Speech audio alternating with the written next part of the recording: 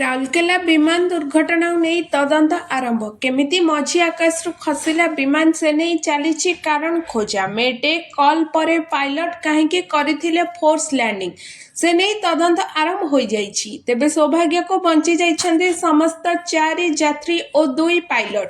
ସକାଳୁ ଭୁବନେଶ୍ୱର ବିମାନ ବନ୍ଦରର କିଛି ସଦସ୍ୟଙ୍କ ସହ ଏୟାରପୋର୍ଟ ଅଥରିଟି ଇଣ୍ଡିଆର କିଛି ସଦସ୍ୟ ଘଟଣାସ୍ଥଳକୁ ଯାଇ ଯାଞ୍ଚ କରିଛନ୍ତି।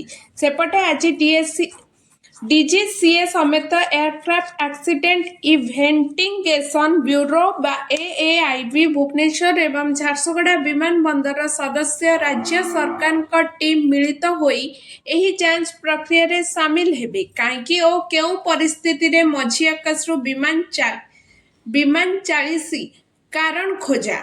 ତେବେ ସୂଚନା ଅନୁଯାୟୀ ରାଉରକେଲାରେ ଘରୋଇ ବିମାନ ଦୁର୍ଘଟଣା କାରଣ ଖୋଜିବାକୁ ଦୁର୍ଘଟଣା ସ୍ଥଳରେ ଡିଜିସିଏର 2 ଟିମ୍।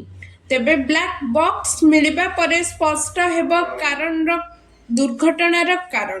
ସେପଟେ ଦୁର୍ଘଟଣାରେ ଗୁରୁତର ଥିବା 2 ଯାତ୍ରୀଙ୍କୁ ଏୟାରଲିଫ୍ଟ କରାଯାଇଛି। ବିମାନ ଦୁର୍ଘଟଣାରେ ସ୍ୱାମୀ ସ୍ତ୍ରୀ ସମେତ 6 ଜଣ ଗୁରୁତର ଥିଲେ। ବାକି ଅନ୍ୟ 4 ଜଣଙ୍କୁ ରାଉରକେଲା ସ୍ଥିତ ଆଇଜିଏଚ୍ ମେଡିକାଲରେ ଚିକିତ୍ସା ଜାରି ରହିଛି। ତେବେ ଭୁବନେଶ୍ୱରରୁ ରାଉରକେଲା ଅଭିମୁଖେ ଯାଉଥିଲା ଏକ ଛୋଟ ବିମାନ ଯେଉଁଥିରେ ପାଇଲଟଙ୍କ ସମେତ 6 ଜଣ ଯାତ୍ରୀ ଯାତ୍ରା କରୁଥିଲେ।